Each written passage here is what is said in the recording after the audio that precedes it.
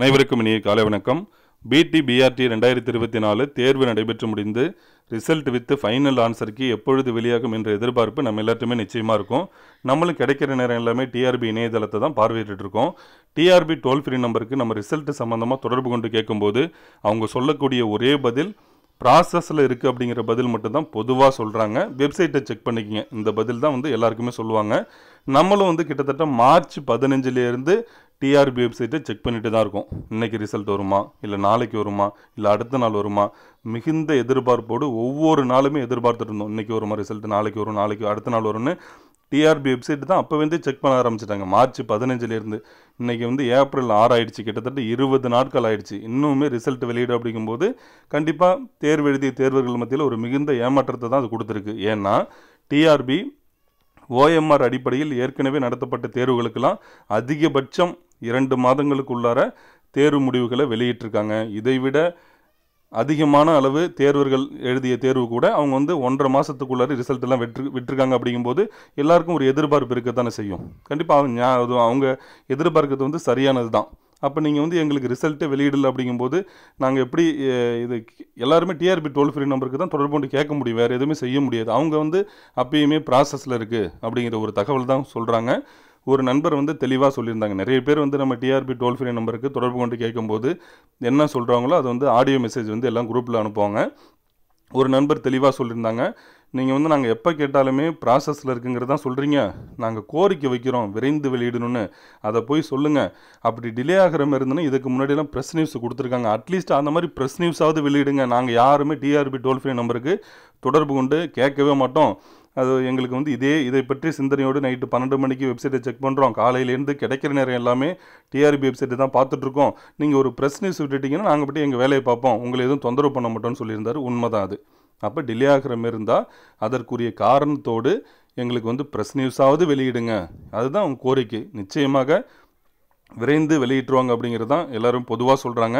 இப்போ எனக்கு கிடைத்திருக்கக்கூடிய தகவல் அடிப்படையில் பார்த்தோன்னா அடுத்த வாரம் வரும்னு சொல்கிறாங்க. இது நம்ம எப்படி சொல்கிறதுனே தெரியல உங்ககிட்ட. ஏன்னா நம்ம ஒவ்வொரு வாரமும் இப்படி தான் சொல்கிறாங்க, அடுத்த வாரம் வரும்னு சொல்கிறாங்க. அது எந்த அளவுக்கு உண்மை, எந்த அளவுக்கு சாத்தியம்னு தெரியல. ஆனால் எல்லா ப்ராசஸுமே முடிஞ்சிச்சு. பட் இருந்தாலும் ரிசல்ட் வெளியிட மாட்டேங்கிறாங்க. அது என்ன அப்படிங்கிறது யாருக்குமே தெரியல. நம்பிக்கையோடு இருங்க, இன்றிலிருந்து கூட நம்ம எதிர்பார்க்கலாம். ஆனால் நம்ம எல்லாருமே டிஆர்பி டோல் ஃப்ரீ நம்பருக்கு தொடர்பு கொண்டு கேட்டிருக்கோம். அதனால் கண்டிப்பாக அதற்குரிய ரீசன் நிச்சயமாக கொடுப்பாங்க, விரைந்து வெளியிடுவாங்க. அடுத்தது பார்த்தோன்னா வேக்கன்சி. இந்த வேக்கன்சி இன்க்ரீஸ் ஆகுமா? ஆரம்பத்தில் நிறைய ஆசிரியர்கள் காலி பணியிடங்களை அதிகரிக்கணும்னு சொல்லி பல்வேறு முயற்சிகளை மேற்கொண்டு வந்தாங்க. அதுவும் எல்லாமே சாதகமான சூழ்நிலை தான் இருந்தது.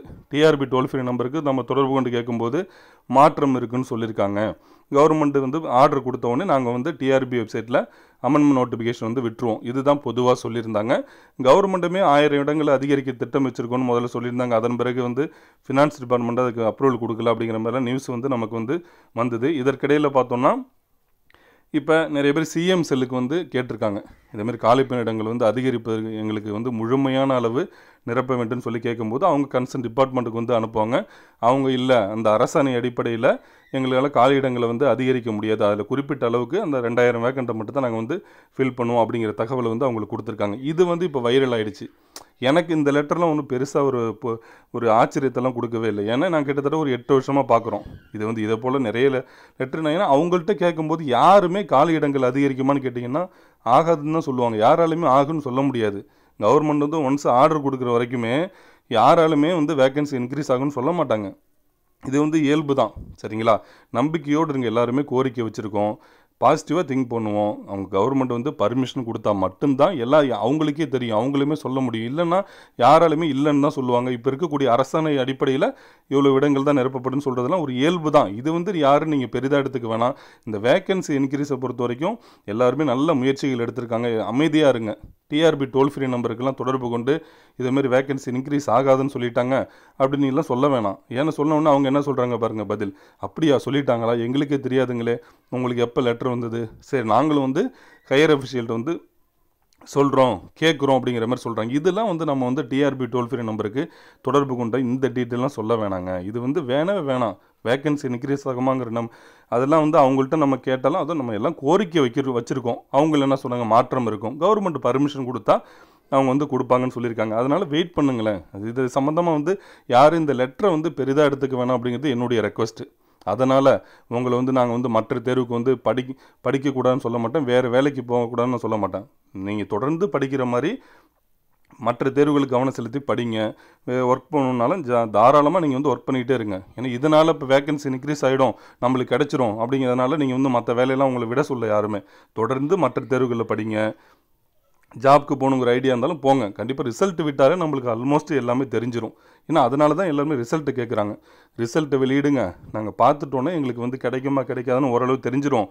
நாங்கள் அடுத்த எக்ஸாமுக்கு வந்து படிக்கணும்னாலும் படிப்போம். இப்போ எங்களால் எதையுமே செய்ய முடியல அப்படின்னு தான் பொதுவாக எல்லாருமே சொல்கிறாங்க.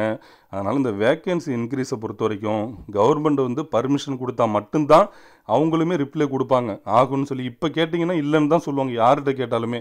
அதனால் நம்பிக்கையோடு இருங்க. கவர்மெண்ட் வந்து பர்மிஷன் கொடுப்பாங்க அப்படிங்கிற ஒரு பாசிட்டிவாக திங்க் பண்ணுங்கள். ஏன்னா நிறைய முயற்சிகள் வந்து எடுத்திருக்காங்க.